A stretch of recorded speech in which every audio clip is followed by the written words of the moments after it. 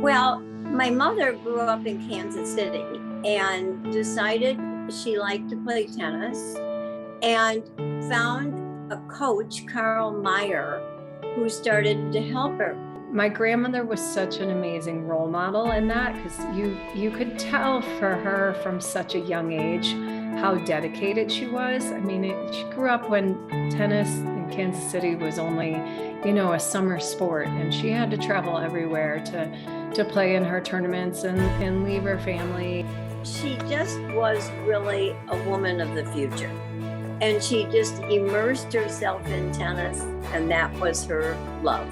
She was extremely humble, was one of the things, though. So we had to constantly pull the stories out of her and get all the real scoop, because she was so humble. She did not walk around gloating about her past, but you could tell what a fierce competitor she would have been. I would have loved to have seen her actually play. My mother was a really, really strong, determined, and extremely athletic person.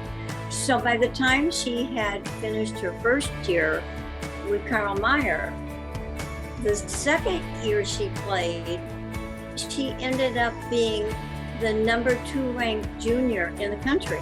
And she went to USTA and carried on with her tennis career there. And then at this point in May, she was recruited for the Whiteman Cup team. The things that I remember the most is when we talk about Wimbledon and her experiences playing on the grass courts and the honor of playing for Whiteman, the Whiteman Cup. So whenever, along the way, my own little milestones, whether I was playing in, something for the Junior Whiteman Cup or then the national city teams, she just had such a wealth of knowledge and experience about playing for a team and for her country. And it was fun to have these little touch points along the way. When our daughter started playing tennis, my mom really loved coming to all her tennis matches. It gets me choked up that I